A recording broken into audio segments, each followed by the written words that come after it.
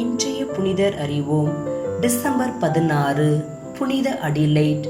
தான் தனது என்ற சுயநலத்தோடு வாழும் இந்த உலகில் பிறர் நலனில் அக்கறை கொண்டவராய், பிறர் தேவை அறிந்து உதவி செய்பவராய், இறைவனுக்கு தன்னை முழுமையாக அர்ப்பணித்து இறைப்பணியில் தன்னையே கரைத்து கொண்டு வாழ்ந்தவர்தான் அடிலைட். கிபி 931 பர்கண்டி அரசர் 2 ருடால்ஃபின் மகளாக பிறந்தவர் அடிலைட். இவர் சிறுமியாக இருந்தபோது அரசியல் காரணங்களுக்காக இத்தாலி அரசர் ஹூக் என்பவரின் மகனான லோதேயர் என்பவருக்கு நிச்சயம் செய்யப்பட்டார். சில ஆண்டுகளிலேயே அரசர் ருடால்ஃப் இறந்தார்.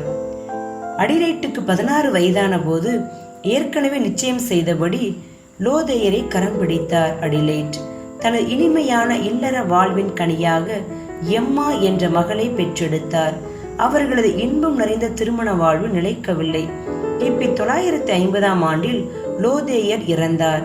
அடுத்த அரசராக முடிசூடிய பெரன்கர் தன் மகனை திருமணம் செய்து கொள்ளுமாறு அடிலைட்டை வற்புறுத்தினார்.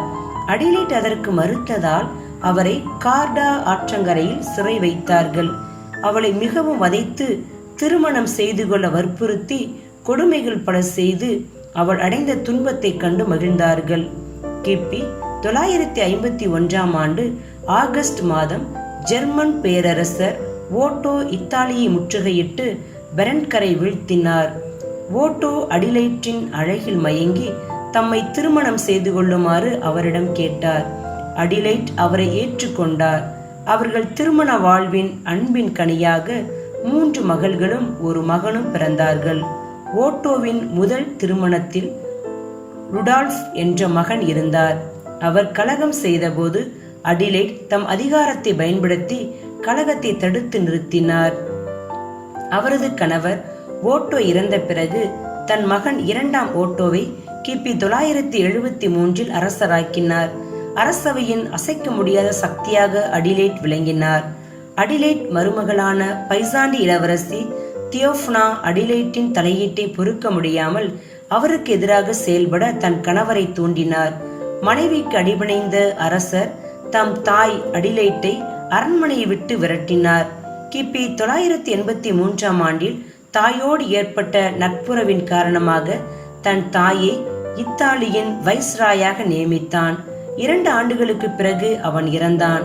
அடுத்து 3ஆம் ஓட்டோ அரசனானான். இவன் குழந்தையாக இருந்ததால் பாட்டி அடிலைட் மற்றும் தாய் தியோஃப்னா பொறுப்பில் அரசாண்டான்.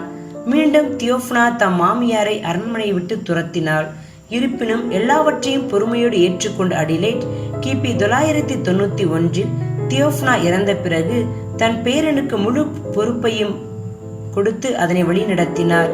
ஆன்மீகத்திலும் கிறிஸ்தவ விழுமியத்திலும் நாட்டை நெறிப்படுத்தினார்.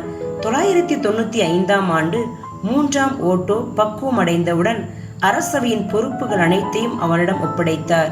பின்னர் மைன்ஸ் மறைமாவட்ட ஆயர் புனித வில்லிஜிஸ் என்பவரின் துணையோடு பிற நலனுக்காக அடிலைட் உழைத்தார். தேவையில் இருக்கிறவர்களின் தேவை அறிந்து அவர்களுக்கு உதவிகள் பல செய்தார். ஆன்மீக பணியில் தம்மை கரைத்து கொண்டார். எண்ணற்ற துறவு மடங்களை ஆலயங்களை கட்டி எழுப்பினார், புதுப்பித்தார். ஸ்லாவிய மக்கள் மனமாற உழைத்தார். இவ்வாறு திருச்சபை நலனுக்காக பல்வேறு பணிகளை செய்த அடிலைட் கிபி 999 டிசம்பர் 16 இறந்தார். புனித இடமிருந்து கற்போம். நம் கடமையை உணர்ந்து நேரிய வழி நடந்து பிறரையும் நேர்வழியில் நடத்துவோம்.